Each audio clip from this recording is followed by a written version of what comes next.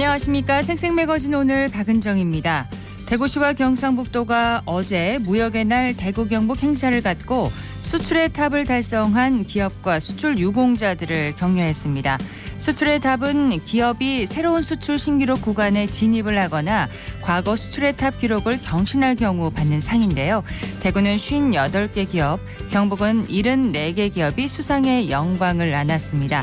IT와 2차 전지 등 첨단 산업이 지역의 수출을 이끈 것으로 나타났는데 특히 우리나라 전체 수출 규모가 감소한 가운데 대구 경북은 모두 수출 증가세를 보여서 그 의미를 더하고 있습니다. 한국무역협회는 대구 경북의 수출이 내년에도 증가세를 보일 것으로 전망하고 있는데요. 지역 기업들이 세계적인 기업으로 성장해서 지역에 보다 많은 투자가 일어나고 그래서 지역 경제도 한층 되살아나길 기대해 봅니다. 12월 13일 수요일 생생매거진 오늘입니다. 먼저 안동과 포항 울릉 연결해서 그곳 소식과 날씨 듣겠습니다. 안동입니다. 오늘 아침 북부권은 짙은 안개로 시작했습니다. 청송 나들목에선 가시거리가 200m 안팎인 곳이 많았는데요. 운전하실 때 특히 조심히 이동해야겠습니다. 한편 안동과 봉화는 오늘 영하권으로 출발했지만 낮 기온은 안동 12도, 봉화 11도로 일교차가 10도 이상 크겠습니다. 급격한 기온 변화에 감기 걸리지 않도록 유의하시길 바랍니다. 많은 지자체들이 인구 감소에 대응하는 방안으로 지역에 체류하며 지역의 활력을 높이는 사람까지 인구로 보는 생활인구 개념을 쓰고 있는데요. 예천군이 스포츠를 활용해 생활인구가 크게 늘어 주목받고 있습니다. 예천은 일찌감치 양궁과 육상의 도시로 명성을 쌓아왔는데요. 그 결과 매년 3만 명이 넘는 선수와 관계자들이 예천을 찾으면서 체류 시간이 길고 지역 숙박시설과 식당을 장기간 이용하면서 상주 인구 못지않게 지역 경기 활성화의 핵심이 되고 있습니다. 양궁의 경우 김재덕 등 지역 출신 금메달리스트를 4명이나 배출한 명성과 예천 진호 국제양궁장 등 뛰어난 시설을 기반으로 매년 7, 8회의 양궁대회를 유치해오고 있고요. 특히 내년에는 국제대회인 현대양궁 월드컵 2차 대회를 개최할 예정입니다. 이와 더불어 양궁훈련센터 건립도 추진하고 있어 더욱 기대를 모으고 있는데요. 육상 역시 매년 대회와 전지훈련을 위해 선수단과 관계자 2만 3천여 명이 예천을 찾아오고 있고 지난 6월 예천아시아 U20 육상 경기 선수권 대회 성공 개최로 앞으로 더 많은 대회 유치가 기대됩니다. 앞으로도 다양한 분야에서 예천을 찾아오는 생활 인구를 늘려 지역 경기에 도움이 되길 기대해 봅니다. 지금까지 안동이었습니다. 이어서 포항입니다. 예년 이맘때보다 포근한 날들이 계속되고 있습니다. 오늘도 낮 기온이 14도 안팎까지 오르면서 평년보다 5도가량을 웃돌겠는데요. 이례적인 고온 현상이 계속되고 있긴 하지만 기온 변화를 고려해서 면역력 관리 잘 해주셔야겠습니다. 내일부터는 또 한 번 비를 뿌리겠는데요. 비가 그치고 고온 현상은 차츰 누그러지겠습니다. 특히 금요일에서 토요일로 넘어갈 때 기온이 큰 폭으로 떨어지겠고요. 일요일부터는 영하권 추위가 찾아올 전망입니다. 경주 보문관광단지에 축구장 9개 규모의 대형 식물원이 들어섭니다. 동궁원 인근 부지에 제2동궁원인 라원이 2025년 하반기 개관을 목표로 조성되고 있는데요. 동궁원은 신라시대 동궁과 월지를 현대적으로 재현한 관광체험시설로 문무왕 14년 동궁과 월지에 화초와 진귀한 새, 짐승을 길렀다는 삼국사기 기록이 모티브가 됐습니다. 라원은 식물원 기능과 체험 기능을 보강하기 위한 시설인데요. 핵심 시설인 식물원에는 신라 8괴와 왕릉을 주제로 한 다양한 정원시설과 거울 연못 등이 들어서고요. 디지털 체험관은 신라 정원과 세계 정원을 테마로 한 미디어 아트와 가상체험 프로그램을 만나볼 수 있도록 꾸밀 예정입니다. 경주시는 이 라원이 완공되면 보문 관광단지 활성화에도 도움이 될 것으로 기대하고 있습니다. 지금까지 포항이었습니다. 이어서 울릉입니다. 울릉도와 독도는 흐린 하늘 보이고 있습니다. 현재 기온은 어제보다 1.2도 높은 7.7도, 습도는 70%입니다. 동해중부 안쪽 먼바다의 물결은 오후부터 점차 높아지겠습니다. 남동풍이 불며 바다의 물결은 2에서 4m로 매우 높게 일겠고요. 내일도 바다의 물결 1에서 3.5m까지 높게 일 전망입니다. 오늘 선박 점검으로 운항이 중단된 여객선과 운항 시간이 변경된 일부 여객선이 있습니다. 자세한 사항은 선사별로 확인하시기 바랍니다. 울릉군 울릉학생체육관에서 제5회 울릉군수기 배드민턴 대회가 지난 9일 개최됐습니다. 실내 경기인 배드민턴은 실외 경기 시설이 부족한 울릉도에 알맞은 경기로 현재 관내 배드민턴 동호인들의 활동이 활발한데요. 이번 경기의 특별한 점은 청도군 배드민턴 동호인들의 우정 참여였습니다. 대회에 참가한 청도군 배드민턴 동호인들은 울릉군수기 배드민턴 대회의 열기를 북돋았고 경기에 앞서 개회식에서 청도 선수단이 미나리와 간말랭이 등 청도 농산물을 제공하며 두 지자체 간의 교류도 나눴습니다. 울릉군 배드민턴 동호인들은 경북체전은 물론 생활체전 등에서 종목별 우수한 성적을 내며 울릉도 실내 체육 활성화에 크게 이바지하고 있는데요. 앞으로 울릉군에서 다양한 생활체전이 열려 관내 동호인들 간의 친목과 함께 지방자치단체 간 체육 교류가 활성화되기를 바랍니다. 지금까지 울릉이었습니다.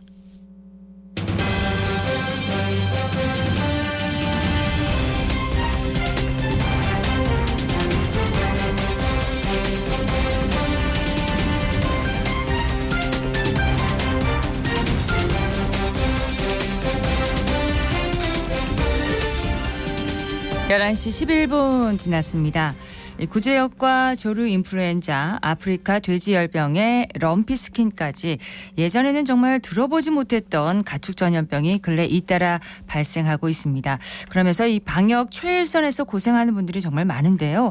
특히 수의직 공무원들은 지원자가 적어서 지자체가 수의과 대학생들을 대상으로 채용 설명회까지 열었다고 합니다. 오늘 줌 인터뷰에서 직접 만나서 얘기를 좀 나눠보도록 하겠습니다.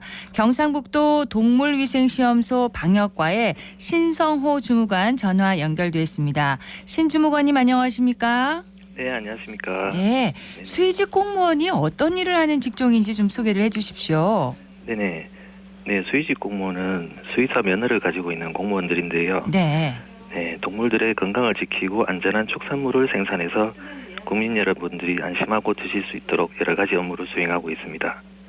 그중에서 저희 동물위생시험소의 수의직 공무원들은 축산농가와 도축장에 상시로 출장 나가서 가축전염병 검사를 통해 고기, 우유, 계란과 같은 축산물 생산에 상당히 중요한 역할을 담당하고 있습니다. 네, 지금 그러면 말씀을 해주고 계신 신성호 주무관께서도 이 수의직 공무원이신 거죠? 네네. 예, 경북은 소사육 두수가 전국 1위로 가장 많고 돼지도 그 못지않게 좀 많이 키우고 있는 걸로 알고 있는데 수의직 공무원은 몇 명이나 있나요? 네, 지금 각 시군을 제외하고 경북도청에만 100여 명 정도 있습니다. 아, 경북도청에만 100명이 근무를 하고 계시군요. 최근에는 이 소의 럼피스킨병이 발병해서 방역에 비상이 걸렸었는데 다행히 경북에서는 크게 확산하지 않았습니다. 좀 한시름 놓기까지 정말 고생을 많이 하셨겠어요. 네네, 가축 전염병이 발생하면 저희 그야말로 초비상이 되는데요. 네. 가축은 집단으로 생활하다 보니 전염력이 빨라서 큰 피해로 이어질 수 있습니다. 네, 경북은 지난달 9일 만에 소 82만여 두를 백신 접종 완료하였고 두 농가에서 발생한 이후로 지금은 추가 발생이 없습니다. 다행이네요. 네네, 빠른 백신 접종으로 조기에 진화된 것으로 생각됩니다. 과거에는 들어보지도 못했고 또 접하지 못했던 그런 가축 전염병들이 근래 하나둘씩 자주 좀 등장하는 것 같습니다. 왜 그럴까요? 네, 4년 전에는 아프리카 돼지열병이 그리고 올해는 럼피스킨이 국내 최초로 발생했습니다. 두 가축 전염병 모두 해외에서 유행하던 전염병들인데 아무래도 전 세계가 일일 생활권으로 교류가 많아지다 보니 이제 가축 전염병 유입 사례가 증가하는 것 같습니다. 그렇군요. 가축도 계절에 따라서 유행하는 전염병이 있나요? 네, 조류 인플루엔자는 천새가 많이 방문하는 겨울철에 다반하는 경향이 있고요.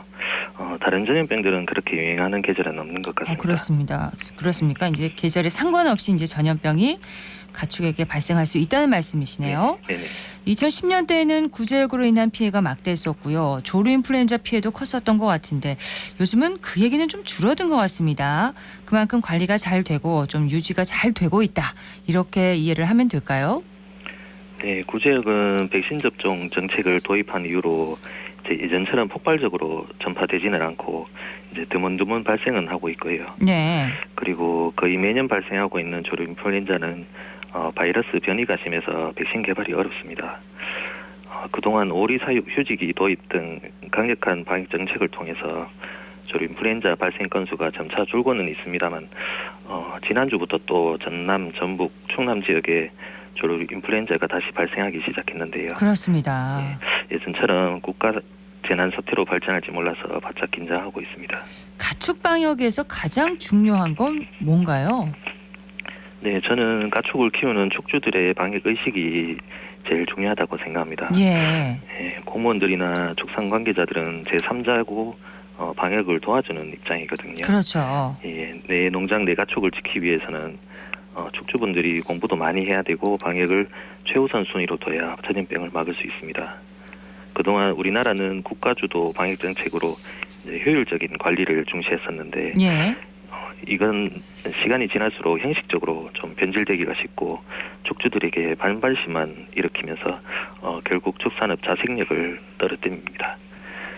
농장 자율 방역이 될 수 있게 정책적 유인과 보완책을 계속 개발해서 네. 지속 가능한 방역 모델을 구축해야 한다고 생각합니다. 농장마다의 자율 방역이 가장 좀 바람직하군요. 네네. 예.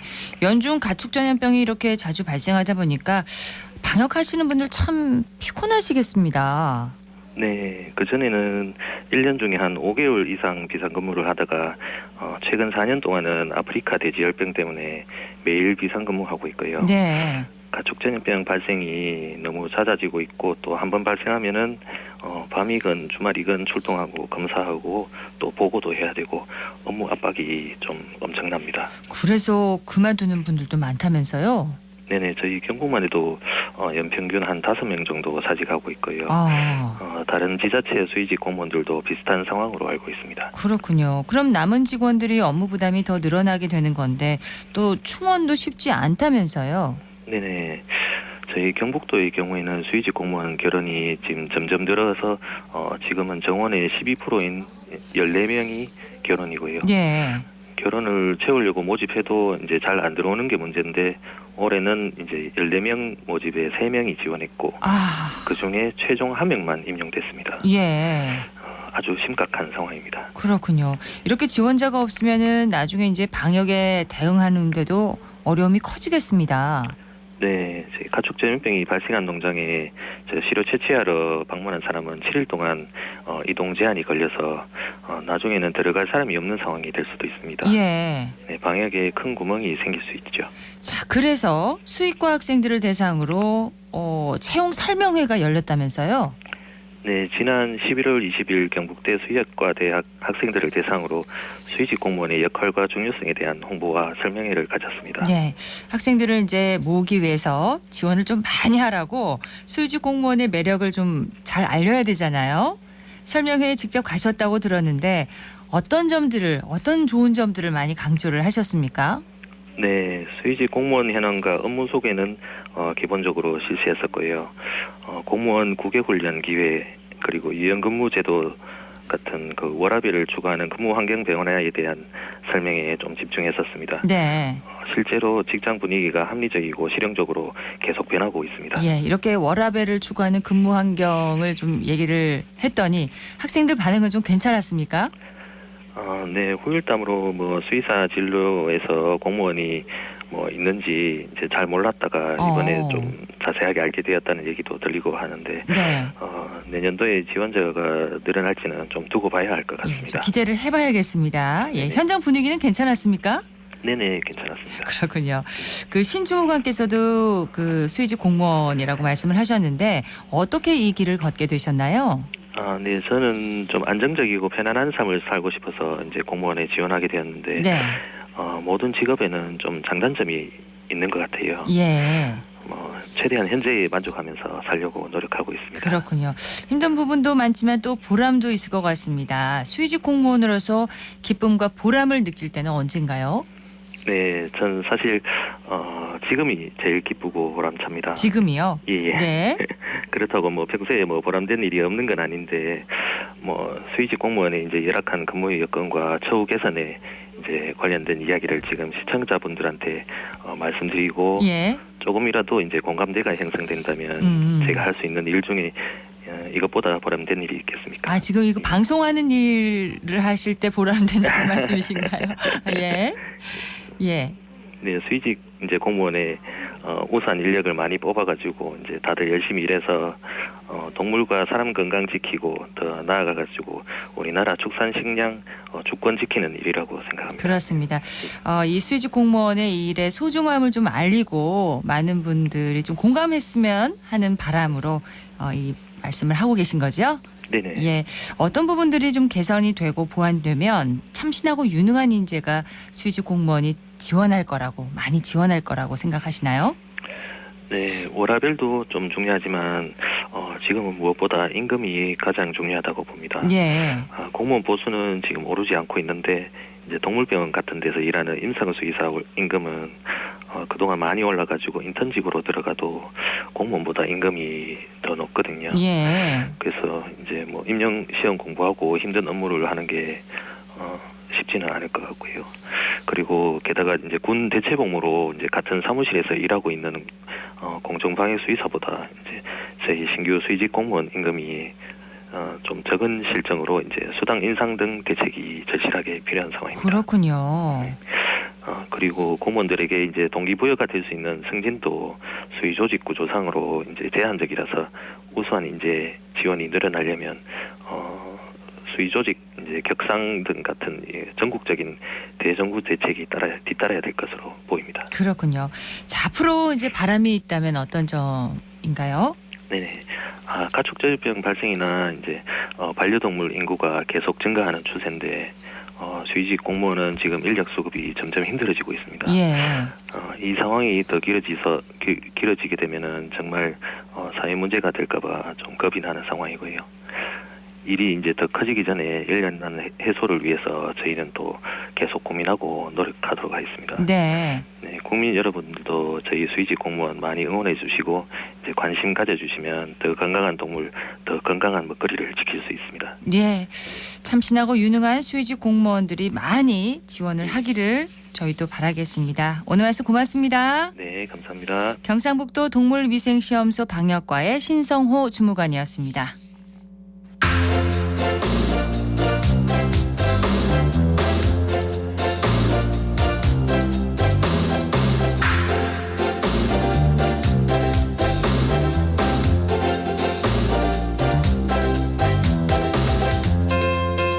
(11시 23분입니다) 대구경찰청이 최근 증가하고 있는 고령자 교통사고 예방을 위해서 교통사망사고 예방 특별기간을 운영합니다.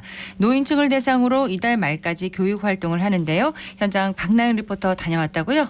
네, 고령화가 빠르게 진행되며 고령자 교통사고도 꾸준히 증가하고 있습니다.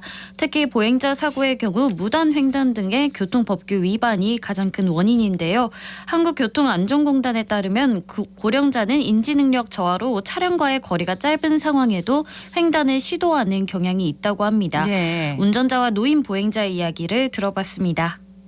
직장 다니고 있는 수성구 시민입니다. 제가 며칠 전에 이제 운전하다가 이제 우회전을 하게 됐는데 그때 갓길 쪽에 리어카를 끌고 가시는 어르신들이 있더라고요. 그래서 이제 한번 부딪힐 뻔한 적도 있고 또 야간에 무단횡단하는 어르신들이 아무래도 날씨가 추워지다 보니까는 검은 옷들을 패딩들 많이 입고 다니시는데 그런 것 때문에 안 보여서 크게 한번 흔들린 적이 있었거든요. 그런 부분이 좀 많이 위험했던 것 같아요. 아무래도 이제 노인분들이 무단횡단을 좀 많이 하세요. 그런 부분 저도 목격하고 또 겪은 게 많아가지고 그런 것들 좀 많이 신경 써주셨으면 좋겠습니다.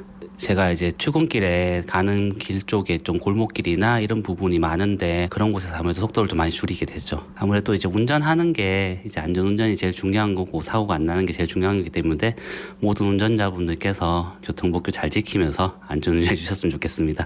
수성구에 사는 주민입니다. 1955년생입니다. 저는 운전 손난 지 한참 됐고요. 나이가 있으니까 아무래도 시야도 좀 흐려질 분들은 잘 안 보이니까 골목에 티 나오고 갑자기 빵 그러면 굉장히 놀라지요. 야간에 일할 적에는 항상 이런 야광 같은 거 입고 항상 그렇게 작업을 하기 바라고요. 이런 걸 입고 다니면은 아무래도 운전하시는 분이 살아 보이기 때문에 좋아질 것 같아요. 정말 사고 예방을 위한 교육이 중요해 보이는데요. 이번 특별 기간에 어떤 활동이 진행되나요? 네, 고령층이 많이 방문하는 전통시장 인근 도로에서 무단횡단 금지 방송을 상시 송출하고요. 야간에 일하는 고령층을 위해서 형광조끼를 배급했습니다. 네. 또 파지 수집을 하는 어르신이 많은 만큼 손수레에 반사지를 부착하는 등 다양한 방식으로 교통사고 예방 활동을 진행하는데요. 고령자 대상 교육이 진행된 현장을 전해드립니다. 무단횡단하면 안 되고 횡단보도로 잘 건너시고 또 보행신호, 녹색 신호가 깜빡일 때는 기다리셨다가 다음 신호 가시고 까먹지 마시고 나가실 때는 한 번 더 생각하셔가지고 안전보행하시고 건강하게 행복하게 잘 생활하셨으면 좋겠습니다. 감사합니다. 안녕하십니까. 대구 수성경찰서 교통과 교통안전교육 담당 경위 정현희입니다. 오늘은 수성구청에서 운영하는 어르신 노래교실 소강생분들을 대상으로 교통안전교육을 진행하였습니다. 오늘 교육을 진행한 곳에서는 대부분의 어르신들이 보행자셔서 보행자 중심의 교육을 진행하였는데요. 어르신 교통사고의 최다 원인은 무단횡단입니다. 어르신들에게 무단횡단으로 최근 발생한 교통사망사고의 사례를 들어 길을 건널 때에는 반드시 횡단보도를 이용하고 보행신호가 깜빡일 때에는 다음 신호를 이용하시라고 당부 말씀드렸습니다. 아울러 저희 경찰에서는 안전보행 3원칙 서다, 보다, 걷다를 홍보하고 있습니다. 어른들께서 길을 건너실 때 앞만 보고 옆을 잘 살피지 않으시는 경향이 많으신데 반드시 멈춰서서 차가 오는지 보고 길을 건너신다면 어르신들이 안전이 조금 더 확보되리라 봅니다. 고령 운전자의 사고도 정말 큰 문제가 되고 있습니다. 이를 위한 제도도 운영되고 있죠. 네, 대구에서는 고령 운전자 면허증 자진 반납 사업을 운영하고 있습니다. 면허 반납은 꾸준히 늘고 있지만 비율이 아직 높지 않고 관련 사고도 지속적으로 발생하고 있는데요. 그렇습니다. 그만큼 반납률을 높이기 위한 대책을 마련하거나 고령 운전자를 위한 교육을 강화하는 방안이 필요하다는 지적도 나오고 있습니다. 대구경찰청 교통안전계 우지선 경사에게 들어봤습니다. 고령화 사회가 급속 진행되면서 대구도 65세 이상 고령 인구가 전체 인구의 19.5%를 차지하고 있고요. 그렇다 보니까 원래 대구에서 발생한 교통사고 사망자도 46%가 65세 이상 고령자이시거든요. 특히나 보행 사망자의 61%가 고령 보행자로 나오기 때문에 교통사고 예방에 총력을 다해서 활동을 하고 있습니다. 고령 운전자들의 운전 능력을 감안해서 면허 반납 정책을 지속적으로 강화를 하고 있는데요. 현재 대구에서는 만 65세 이상 어르신들, 이제 고령 운전자분들이 면허를 반납하시면 행복페이라고 10만 원 상당의 교통카드를 지급하고 그밖에 반납 시 인센티브 확대를 위해서 지금 예산을 증액 추진하고 있습니다. 아무래도 일몰 시간이 빨라지고 날씨가 추워지는 겨울철에는 야간에 이제 무단횡단으로 인한 고령자 보행 사고가 증가하고 있거든요. 그래서 야간 보행 시에는 밝은 옷 착용하시고 무단횡단을 절대 하지 않는 등 좀 당부를 드리겠습니다. 운전자 여러분께서도 제한 속도를 준수하셔서 교차로나 횡단보도 주변에서는 서행 운전하시는 거 당부드리겠습니다. 대구경찰청의 고령자 교통사고 예방 교육 언제까지 계속된다고요? 네, 이번 교육은 12월 31일 이달 말까지 진행되고요. 앞서 나온 노래교실과 같이 어르신들이 많이 모이는 복지관이나 센터 등을 방문해 교육을 진행할 예정입니다. 네. 겨울철은 눈길, 빙판길과 같은 도로 환경으로 인해서 교통사고가 늘어나는 시기인데요. 보행자와 운전자 모두를 위해 교통안전수칙을 꼭 지키셔서 안전한 겨울 보내시길 바랍니다. 네, 고령 보행자뿐만 아니라 교차로나 횡단보도에서는 무리하게 길을 건너려고 애를 쓰면 안 되겠습니다. 교통 안전을 위해서요. 네, 박나영 리포터 소식 잘 들었습니다. 네, 고맙습니다.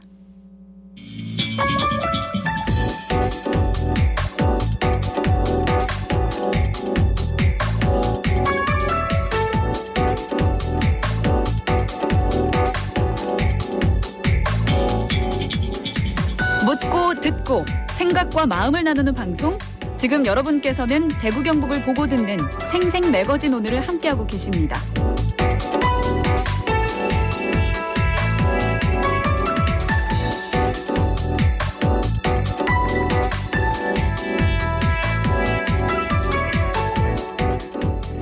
자, 이번에는 기자의 눈으로 지역의 현안과 이슈를 들여다봅니다. 경북일보 전재용 기자와 함께합니다. 어서 오세요. 안녕하십니까. 자, 오늘은 어떤 얘기 해볼까요? 네, 22대 국회의원 선거 예비후보 등록 전후로 해서 경북 지역 인사들의 행보가 좀 본격화하는 모양새입니다. 네. 지난주에 대구 지역 선거구의 동향을 전달했었는데 오늘은 경북 지역 내 격전지와 주요 관심사들을 한번 정리해봤습니다. 자, 예비후보 등록이 어제부터 시작됐죠. 네. 예, 등록 기간 전으로 많은 후보가 이제 출사표를 던졌는데 격전지로 분류되는 지역구 한번 살펴볼까요? 네, 경북의 정치 1번지로 꼽히는 포항 지역 선거부터 한번 살펴보겠습니다.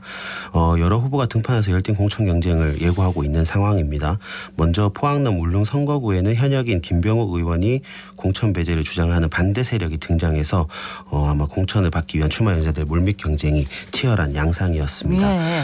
보수 성향이 좀 강한 지역이기 때문에 보수 정당 후보자에게는 공천이 곧 당선이라는 인식이 강한 지역구고요. 그렇습니다. 네, 거론되는 후보를 보면 재선에 도전하는 김병호 의원이 연일 지지세 결집을 이제 계속 노력하고 있고요.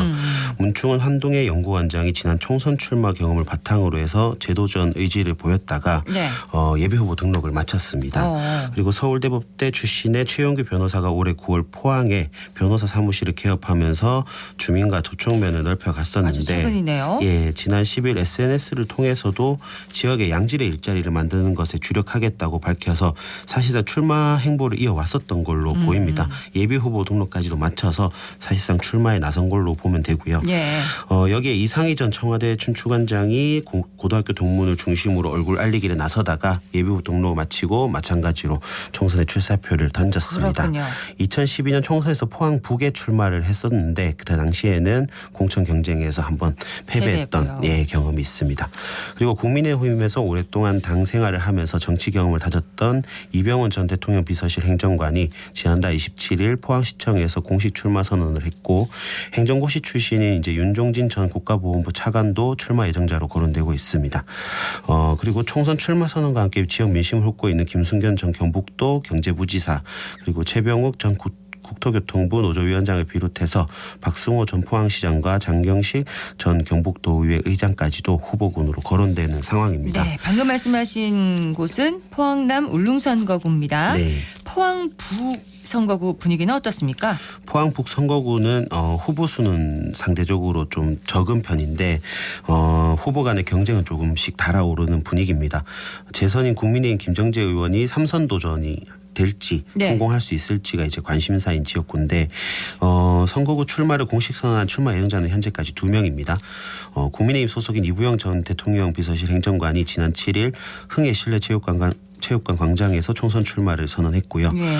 이전 행정관은 이철우 경북도지사의 경제특별보좌관을 지냈었고 국민의힘 전신인 새누리당 시절에 중앙당 청년위원장을 맡았던 경력이 있습니다. 그리고 민주당에서는 오준기 포항북 지역위원장이 지난달 29일 일찌감치 기자회견을 통해서 총선 도전을 공식화했습니다. 과거 국회의원 선거와 경북도지사 선거 여러 차례 출마에 낙선했기 때문에 인지도는 좀 있는 편이고요. 그리고 문재인 정부 시절 대통령 정책실 선임 행정관 과 한국도로공사 시설관리 대표이사를 지낸 이력이 있습니다. 공식적인 출마 선언은 없었는데 이병석 전 국회 부의장, 허명환 한국재정투자평가위원장, 박승호 전 포항시장, 강훈 대통령실 국정홍보비서관 등이 후보군에 포함되고 있고요. 이 중에 그 이재원 포항공대 겸직교수 같은 경우에는 오늘 오전에 출마 선언을 한 걸로 확인이 됐습니다. 그렇군요. 구미도 경북 총선의 격전지로 부상하는 분위기죠? 네, 구미 갑을 지역구를 합쳐서 거론되는 후보만 10명에 이릅니다. 우선 구미갑 지역은 현역인 구자근 의원이 우선으로 거론되고 있고요. 현역이라는 프리미엄의 김기현 당대표 비서실장으로 활동하면서 인지도를 많이 올렸습니다. 그리고 중앙 활동 경험이 좀 유리하게 작용할 것이라는 분석이 나오고 있고요. 네, 최근 지역에서의 활동도 대폭 늘려서 조직을 확장하는 등 총선 준비에 전력을 기울이고 있다는 소식이 있습니다. 일각에서 경제를 비롯해 지역 현안에 대한 목소리를 그동안 제대로 내지 못했다. 4년 동안의 이제 그 활동 이력에 대한 비판 여론이 있어서 백승주 전 의원과 이태식 전 경북도의원 등이 출마를 저울질하고는 있지만 맞대결을 펼칠 강력한 경쟁자가 없다는 인식도 함께 저변에 깔려 있어서 상황을 조금 더 두고 봐야 할 것 같습니다. 구미 을 지역은요? 반면에 구미을 지역은 많은 후보가 공천 경쟁에 뛰어들 걸로 이렇게 예상이 됩니다. 현역인 이제 김영식 의원을 포함해서 허성호 전 대통령실 국민제안비서관이 일찌감치 활동을 시작했고요. 예. 최우영 전 경북도 경제특별보좌관과 김봉교 전 경북도의회 부의장, 최진영 변호사, 김찬영 전 대통령실 법률비서관실 행정관, 그리고 강명구 대통령실 국정기획비서관 등이 민심을 살피고 있습니다. 허성호, 김찬영, 강명구 3명 같은 경우에는 대통령실 출신이어서 대통령실 참모 3인방의 대결에도 눈길이 쏠리고는 있는데 네. 참모진의 경쟁이 이제 윤석열 대통령에 대한 부정적 여론을 형성할 수 있다는 그런 분석도 있어서 일부가 구미 갑으로 이동할 수 있다는 내용도 나오고 있습니다. 그렇군요. 중앙선거관리위원회가 제22대 총선 선거구 획정안을 국회에 제출을 했습니다. 군위가 대구로 이제 편입되면서 일부 선거구 조정이 불가피한 상황이잖아요. 지역 정치권 반응 지금 어떻습니까? 네, 우선 지난 5일 선거구 획정위원회가 국회에 제출한 획정안을 보면 군위가 동구을에 묶이면서 경북 선거구에서 빠지게 됐습니다. 예. 네, 내년 총선에서 대구 동구갑과 동구을은 각각 이제 동구군위갑, 동구군위을로 선거구 명칭이 바뀔 예정이고요.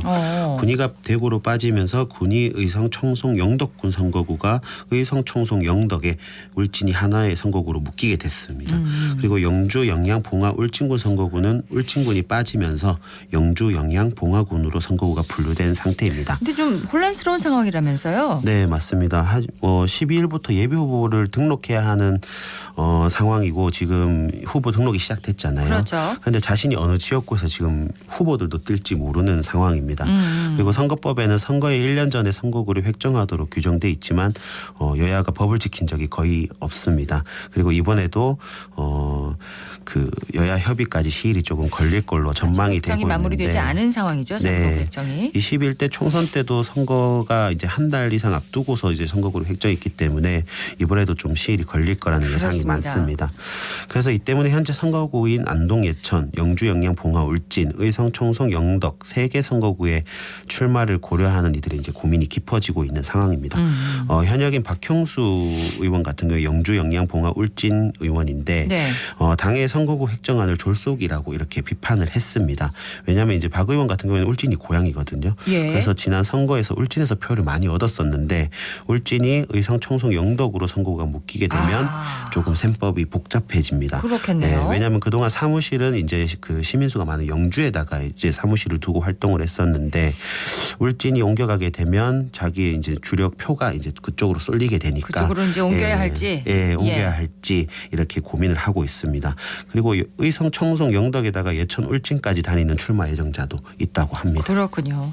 선거구 획정이 이렇게 늦어지면 변경되는 지역의 유권자들이 후보를 또 제대로 살펴보지 못하는 또 한 번 또 그 유권자들도 혼란스러운 상황이 벌어집니다. 네, 지금 아마 선거 관련 소식들을 살펴보시면 금방 발견하실 수 있겠지만 지난 총선에 이어서 올해도 또 깜깜이 선거라는 비판이 계속 나오고 있습니다. 네. 유권자들이 후보를 제대로 살펴볼 시간이 없는 문제도 있고요.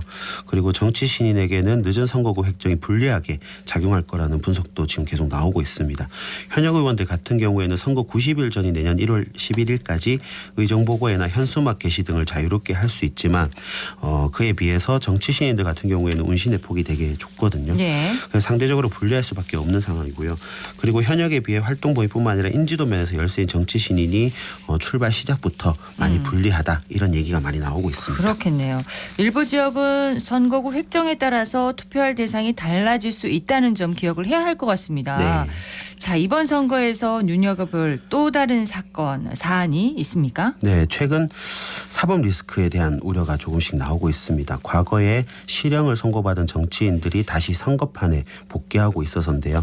그 실형을 선고받으면 일정 기간 피선거권이 박탈되는데 예. 지난해 윤석열 대통령의 사면 복권 조치에 따라서 피선거권을 회복한 이들이 선거에 출마할 의사를 잇따라 밝혔습니다. 사면 복권 조치되면 바로 피선거권이 회복이 되는 됩니다. 거죠? 네, 예. 그 명단에 포함되어 있었기 때문에 회복이 된 거고요. 예. 그래서 그 중에 포함된 명단 중에 이재만 전 동구청장이 이제 출마 선언을 했습니다. 2018년 자유한국당 대구시장 후보 경선 당시에 선거법 위반으로 실형을 선고받았었고요.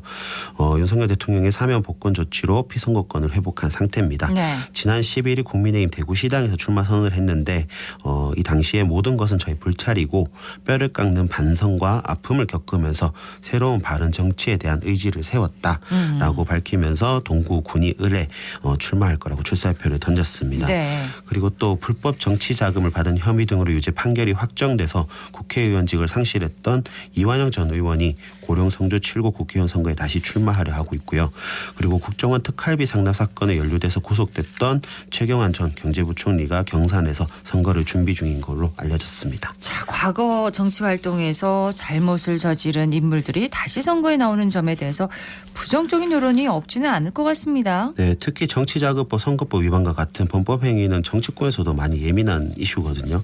먼저 당에서 컷오프에 나서지 않을까 예상이 됩니다. 그렇겠네요. 예, 그리고 지금까지 이재명 더불어민주당 대표의 이제 사법 리스크를 두고 계속 공세를 이어왔던 국민의힘 입장에서는 최근 실형을 받았던 후보들 내보내기에는 어렵다는 판단이 작용할 것 같고요. 네. 그리고 보수 정당에서 공천을 받기 힘들다고 판단한 일부 후보 같은 경우에는 차라리 무소속으로라도 출마를 해서 이제 시민들에게 심판을 받겠다, 예, 이런 전망이 나오는데, 그런 시나리오대로라면 지역 유권자들이 후보자를 좀 상세하게 살펴보고 지역 국회의원에서 적합한 인물인지를 한번 판단해 봐야 할 것 같습니다. 자, 서서히 달아오르고 있는 경북 총선 레이스 격전지와 주요 관심사에 대해서 함께 살펴봤습니다. 경북일보 전재용 기자였습니다. 고맙습니다. 감사합니다.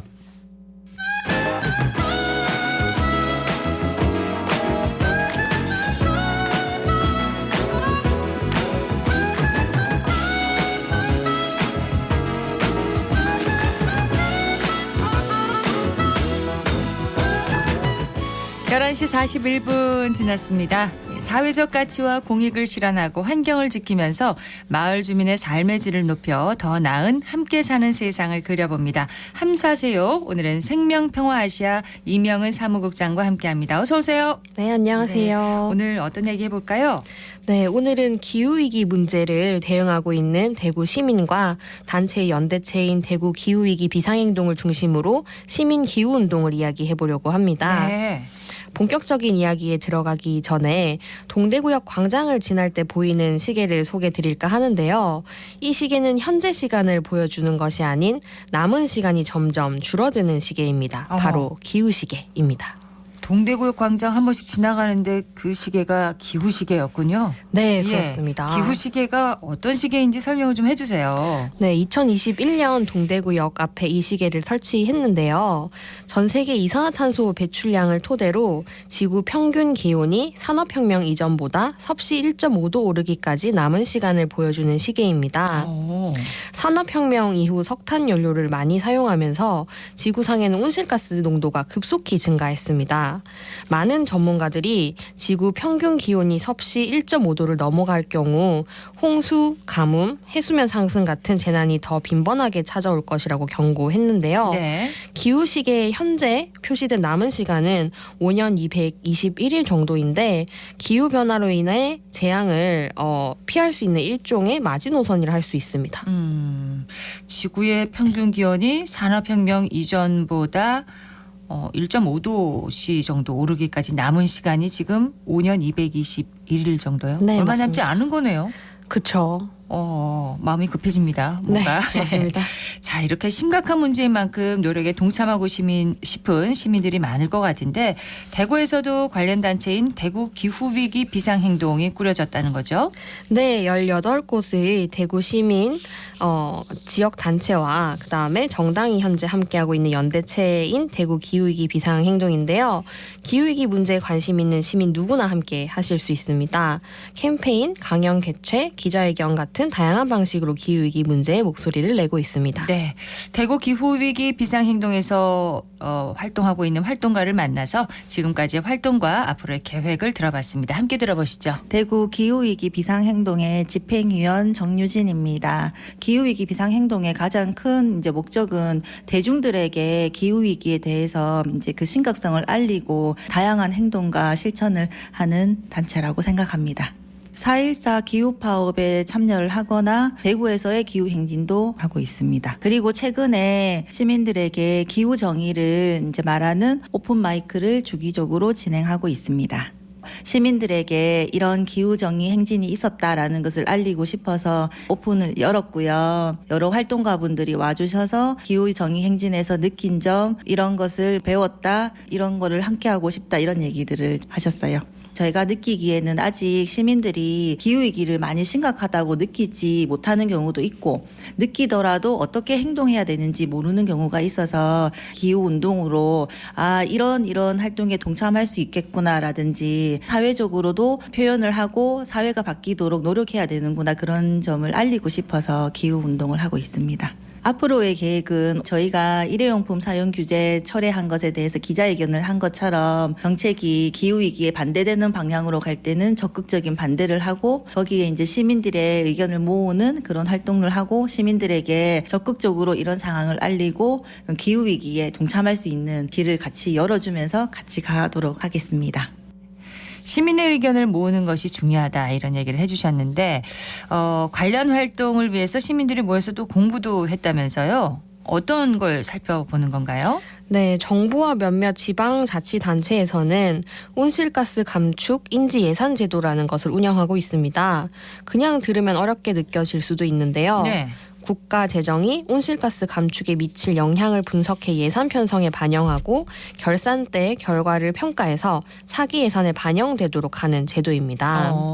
이 제도가 있으면 예산을 편성할 때 온실가스 감축이라는 과제를 주요하게 신경 쓸 수 있을 텐데요. 네. 온실가스를 감축하는 사업은 규모를 키우고, 반대의 사업은 예산을 줄이는 쪽으로 정책 추진이 가능합니다. 2023년 회계연도부터 국가 재정에 적용해서 시행하고 있고요. 네. 지방정부는 적용하는 곳이 점차 늘어가고 있습니다. 다만 대구시의 경우는 예산서에 온실가스 감축 인지 예산 제도를 아직 도입 운영하고 있지 않습니다. 그렇군요. 일반 시민이 예산서를 그냥 들여다봤을 때는 사실 해당 예산이 기후위기 대응에 기여하는지 아닌지 금방 알기가 어려운데요. 네. 온실가스 감축 인지 예산 제도를 시행하면 시민도 이 부분을 알 수 있고 관련 의견을 제시할 수도 있을 것입니다. 그래서 대구 기후위기 비상행동에서는 아직 온실가스 감축 인지 예산 제도를 시행하고 있지 않은 대구시의 예산서를 살펴보고 해당 예산 제도 도입의 필요성을 살펴보는 공부 모임을 연 것입니다. 그렇군요. 시민들이 모여서 이제 대구시의 예산서를 좀 들여다보고 온실가스 감축 인지 예산 제도에 대해서 어떻게 생각하는지 대구 기후위기 비상행동 에서 이제 함께 공부를 하는 거네요. 자, 그 모임 현장을 저희가 담아와 봤는데요. 참여 시민의 소감과 또 공부 모임에서 설명을 맡은 진보당 대구시당 환순규 위원장의 얘기 들어보시죠. 지금부터 2024년 대구시 예산서를 통해서 기후위기 관련하여서 예산이 좀 어떻게 되어 있는지 좀 살펴보도록 하겠습니다. 이런 사업들을 찾아내서 탄소 저감 이런 거하고 이제 어울리지 않는 사업들은 문제도 제기하고, 그리고 나무를 더 심거나 도움이 될 만한 사업들은 더 보태야 된다라고 이야기를 하면 될 것 같습니다. 그래서 하나씩 살펴보면 좋을 것 같아요. 이전까지는 예산안을 들여다본 적이 한 번도 없었는데 어떻게 예산안을 보면 좋을지 바라보는 시각을 기를 수 있게 된 것 같습니다. 저는 진보당 대구시당 위원장이고 황순규라고 합니다. 시민들이 예산서를 볼 줄 모르면 흘러나오는 이야기만 듣고 믿어야 되는 상황이거든요. 예산서를 직접 보실 수 있으면 눈으로 직접 확인할 수가 있는 거겠죠. 그래서 예산이 많이 들겠지, 돈이 없겠지라고 가만히 있을 것이 아니라 요구하고 바꿀 수가 있겠다 싶네요. 온실가스 감축 인지 예산은 예산의 색깔을 입히는 거라고 보시면 될 것 같고요. 그냥 건물을 하나 짓는다라고 하면 아무런 색깔이 없는데, 이게 온실가스 감축에 어떤 영향을 미치느냐에 대한 밝으면 청색, 아니면 빨간색, 이렇게 색을 입히는 사업이라고 보시면 될 것 같습니다. 건축물을 짓는데 10억이 들어간다. 그런 10억에서 끝나는 것이 아니라 주변에 나무를 더 심을 거냐, 아니면 나무를 더 뽑을 거냐, 이것까지 같이 놓고 검토를 한다면 사업이 추진되는 단계에서부터 온실가스를 감축시킬 수 있는 준비를 하게 되겠죠. 그렇게 하자는 것이 온실가스 감축 인지 예산이다라고 보시면 되겠습니다. 예산을 잘 분석해서 대구시의 온실가스 감축 목표 달성을 촉구하는 적극적인 시민들의 모습을 살펴봤는데요. 대구 기후위기 비상행동 공부 모임에서 대구시 예산을 좀 분석했다고 했잖아요. 그 결과는 공개가 되는 건가요? 오늘 오전 11시에 대구 기후위기 비상행동에서 대구시가 2024년 온실가스 감축 인지 예산서를 작성할 것을 촉구하는 기자회견을 대구시청 동인청사 앞에서 열었습니다. 네. 2024년 대구시 예산서안 일반 회계를 기준으로 단위 사업별 온실가스 감축 영향을 분석 평가한 결과를 이제 이 기자회견에서 발표했는데요. 그렇군요. 분석 일부를 말씀을 드리자면 대구시의 기획행정위원회 소관 사업의 전체 예산 중에 온실가스 감축으로 볼 수 있는 예산은 1.49%로 나타났습니다. 그리고 또 건설교통위원회 소관의 도시주택국 예산의 경우는 개발 제한구역 지원, 노후 공공 임대주택 시설 개선 같은 이제 사업 예산을 온실가스 감축 예산으로 보아서 5.96%로 분석을 했습니다. 네. 그래서 이러한 것들은 시민 참여로 대구 기후위기 비상행동에서 분석한 것인데요. 대구시가 온실가스 감축 인지 예산 제도를 도입하면 훨씬 확실하고 명확하게 위원회별로 국별로 온실가스를 감축할 수 있는 사업을 파악해서 앞으로의 예산 편성을 기후위기 대응을 위한 방향으로 짤 수 있는 것입니다. 별도로 이렇게 분석할 필요가 없다는 거네요. 네, 그렇습니다. 예. 조만간 시민들이 참석할 수 있는 기후위기 논문 발표 행사도 있다고요? 네, 생명평화 아시아에서 준비한 행사인데요. 생명평화 아시아에서는 매년 연구자 1인을 선정해서 논문 작성을 위한 연구비를 지원합니다. 네. 기후위기 문제가 심각한 만큼 올해는 기후위기와 기후정의를 주제로 연구 지원 공고를 냈고요. 카이스트 인류세 연구센터 박사우 연구원으로 있는 박선아님을 선정해서 한국 기후운동이 가는 길이라는 제목의 논문이 나왔습니다. 우리나라의 대중 기후운동은 2019년부터 본격적으로 펼쳐졌다고 할 수 있는데요. 네. 작년에는 9월 24일, 올해는 9월 23일에 서울에서 3만 명이 넘는 시민이 모여서 기후 정의를 촉구하는 행진에 참여했습니다.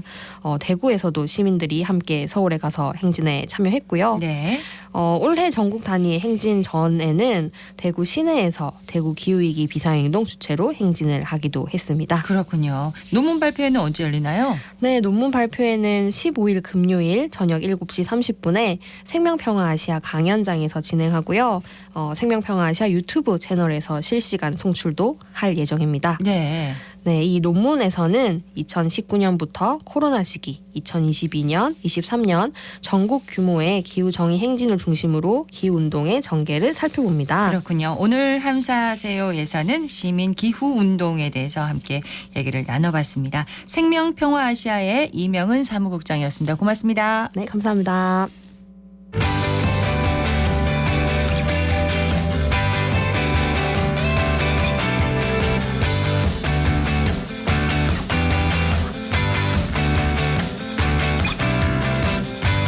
클릭 정보 클립.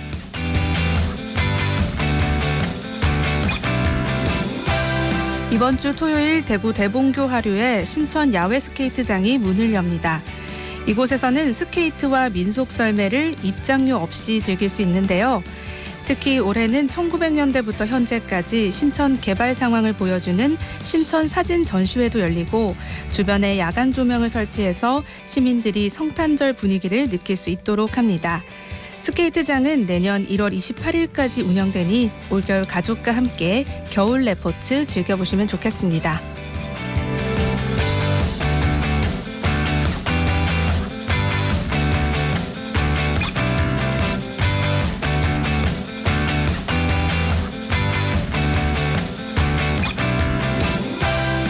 경상북도의 5곳이 국가산림문화자산으로 신규 지정 고시됐습니다. 산림청에서는 2014년부터 산림 속에서 생태, 경관, 문화, 학술적으로 보존 가치가 높은 유무형의 자산을 발굴하고 또 체계적으로 관리하기 위해서 국가산림문화자산을 지정해서 운영하고 있는데요. 청송군의 중평마을숲과 목계마을숲, 포항시의 무자천손 느티나무 등이 이번에 새롭게 국가산림문화자산으로 지정됐고 전국에서 총 11개소가 지정됐습니다.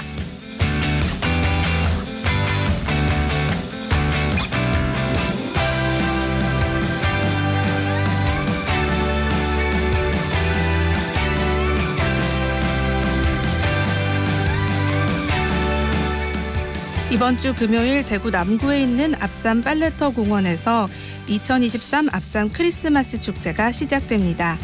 첫날인 15일 점등식을 시작으로 내년 1월 31일까지 공원 일대가 크리스마스 분위기로 꾸며지는데요.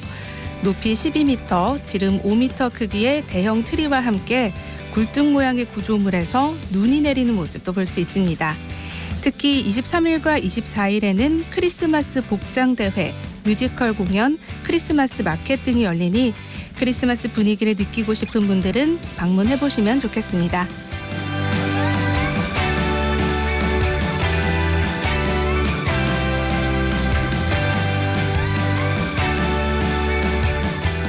이번 주 금요일 저녁 대구 콘서트하우스에서 대구 시향의 제501회 정기 연주회가 열립니다. 이번 공연의 제목은 위대한 여정의 시작으로 시향의 초대 상임지휘자인 이기홍 씨를 추모하는 음악회로 꾸며집니다. 글린카의 오페라 루슬람과 루드밀라 서곡, 베토벤 교향곡 제1번 등 창립 공연에서 연주했던 곡들을 그대로 선보일 예정이고요. 바리톤 노은병, 피아니스트 이미연이 협연합니다. 자세한 내용은 대구 콘서트하우스 홈페이지에서 확인하실 수 있습니다.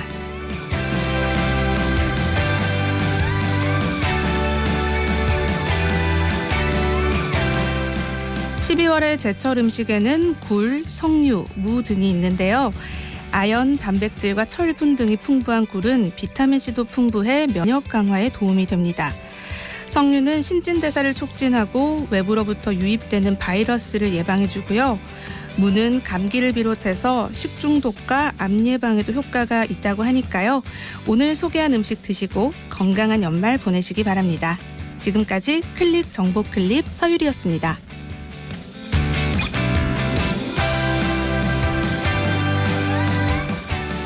도로교통공단이 올해 출퇴근 시간대 정체가 발생하거나 교통사고가 잦은 전국의 교차로에 대해서 교통환경 개선 사업을 시행했는데요. 그 결과 주요 혼잡 교차로의 교통 흐름이 지난해보다 개선된 것으로 나타났습니다. 교통공단은 새해에도 전국 주요 교차로에서 국민이 체감할 수 있는 교통환경 개선 대책을 시행하겠다고 밝혔는데요. 신호체계의 효율적인 조정과 안전시설 확충 등으로 보다 안전한 교통 환경이 만들어졌으면 하는 바람입니다. 생생매거진 오늘 여기까지입니다. 박은정이었습니다. 고맙습니다.